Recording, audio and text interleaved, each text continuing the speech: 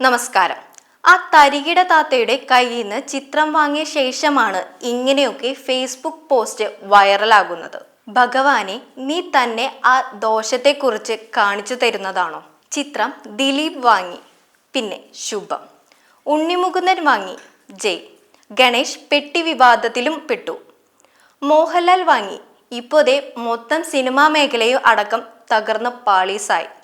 മോദിജി വാങ്ങി, BJPക്ക് ഇത്തവണ ഭൂരിപക്ഷം കുറഞ്ഞു. തമിഴ്നാടും കർണാടകയും അടക്കം ഭരിക്കുന്ന ആളായി വരുമെന്ന് പറഞ്ഞ സുരേഷ് ഗോപി വാങ്ങി, ഇപ്പോഴേ മന്ത്രിയായി 3 മാസം തികയും മുമ്പേ മന്ത്രി പണിയും കളഞ്ഞ് സിനിമയ്ക്ക് വേണ്ടി ഞാനിങ്ങു പോരുമെന്നൊക്കെ പറയുന്നു. ടൈറ്റാനിക് കപ്പലിൽ അവസാനായിട്ട് കയറി അതും മുക്കിയ ഒരു മമ്മിയുടെ കാര്യം പോലെയാണ് ആ താത്തയുടെ തൃക്കയുടെ കാര്യം. ചില സ്രോതസ്സുകൾ അനുസരിച്ച് അമേൻഡ്ര എന്ന ഈജിപ്ഷ്യൻ രാജകുമാരി ഏകദേശം 3500 വർഷത്തിനു ശേഷം മരിച്ചപ്പോൾ അവളെ അലങ്കരിച്ച് ഒരു തടി ശവപ്പെട്ടിയിൽ കിടത്തി. നൈൽ നദിയുടെ തീരത്തുള്ള ലക്സോറയിലെ ഒരു നിലവറയിൽ ആഴത്തിൽ അടക്കം ചെയ്തു. 1890കളുടെ അവസാനത്തിൽ ലക്സറയിലെ ഉത്ഖനനങ്ങൾ സന്ദർശിച്ച 4 സമ്പന്നരായ ഇംഗ്ലീഷുകാർ അമേൻഡ്ര രാജകുമാരിയുടെ അവശിഷ്ടങ്ങൾ അടങ്ങിയ അതിമനോഹരമായ ഒരു മമ്മി കേസ് വാങ്ങാൻ ക്ഷണിച്ചു. അവർ ഒരുപാട് വരച്ചു. വിജയിച്ച ആൾ ആയിരക്കണക്കിന് പൗണ്ട് നൽകി ശവപ്പെട്ടി തന്റെ ഹോട്ടലിലേക്ക് കൊണ്ടുപോയി. ഏതാനും മണിക്കൂറുകൾക്ക് ശേഷമാണ് അയാൾ മരുഭൂമിയിലേക്ക് നടന്നത് കണ്ടു. അവൻ തിരിച്ചു വന്നില്ല. ടൈറ്റാനിക് മമ്മി അടുത്ത ദിവസം ബാക്കിയുള്ള 3 പുരുഷന്മാരിൽ ഒരാൾ അബദ്ധത്തിൽ വെടിയേറ്റു. അയാളുടെ കൈക്ക് ഗുരുതരമായി പരിക്കേറ്റതിനാൽ അത് മുറിച്ചു മാറ്റേണ്ടി വന്നു. തന്റെ മുഴുവൻ സമ്പാദ്യവും കൈവശം വെച്ചിരുന്ന ബാങ്ക് പരാജയപ്പെട്ടതായി 3ാമൻ തിരിച്ചെത്തിയപ്പോൾ കണ്ടെത്തി. 4ാമത്തെയാൾ കഠിനമായ അസുഖം ബാധിച്ചു. ജോലി നഷ്ടപ്പെട്ടു. തെരുവിൽ ഭിക്ഷാടനത്തിലേക്ക് ചുരുങ്ങി. എന്നിരുന്നാലും മമ്മിയും അതിന്റെ ശവപ്പെട്ടിയും ഇംഗ്ലണ്ടിലെത്തി. വഴിയിൽ മറ്റ് അനർത്ഥങ്ങൾക്ക് കാരണവുമായി. അവിടെ ഒരു ലണ്ടൻ ബിസിനസ്സുകാരൻ അത് വാങ്ങി.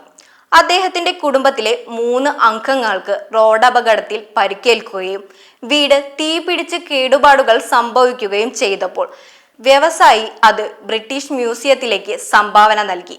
മ്യൂസിയം അങ്കണത്തിൽ ട്രക്കിൽ നിന്ന് ശവപ്പെട്ടി ഇറക്കുന്നതിനിടയിൽ ട്രക്ക് പെട്ടെന്ന് റിവേഴ്സ് മറിഞ്ഞ് വഴിയാത്രക്കാരനെ കുടുക്കുകയായിരുന്നു. തുടർന്ന് 2 പണിക്കാർ ചേർന്ന് പേടകം കോണിപ്പടിയിൽ ഉയർത്തുന്നതിനിടയിൽ ഒരാൾ വീണ് കാലൊടിഞ്ഞു.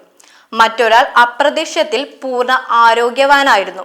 2 ദിവസത്തേക്ക് ശേഷം കണക്കില്ലാതെ മരിച്ചു. രാജകുമാരിയെ ഈജിപ്ഷ്യൻ മുറിയിൽ സ്ഥാപിച്ചു കഴിഞ്ഞപ്പോൾ കുഴപ്പങ്ങൾ തുടർന്നു. മ്യൂസിയത്തിലെ രാത്രി കാവലക്കാർ ശവപ്പെട്ടിയിൽ നിന്ന് ഭ്രാന്തമായ കരച്ചിലും പതിവായി കേട്ടു.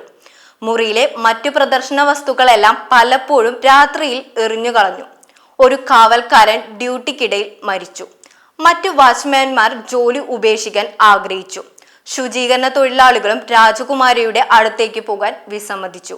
ഒടുവിൽ നിർഭാഗ്യവാനായ മമ്മിയെ മ്യൂസിയം ഒരു സ്വകാര്യ കളക്ടർക്ക് വിറ്റു. അയാൾക്ക് അത് ക്രമീകരിക്കാൻ കഴിയാതെ വന്നപ്പോൾ ഒരു അമേരിക്കൻ പുരാവസ്തു ഗവേഷകനെ അത് മനോഹരമായ വിലയ്ക്ക് വിറ്റു. അദ്ദേഹം സംഭവങ്ങളെ സാഹചര്യത്തിന്റെ വിചിത്രമായി തള്ളിക്കളഞ്ഞു. തുടർന്ന് പുതിയ ഉടമ നിർഭാഗ്യവാനായ മമ്മിയെ അതിന്റെ കന്നിയാത്ര നടത്താൻ പോകുന്ന തിളങ്ങുന്ന പുതിയ വൈറ്റ് സ്റ്റാർ ലൈനറിൽ ന്യൂയോർക്കിലേക്ക് അയക്കാൻ ഏർപ്പാട് ചെയ്തു.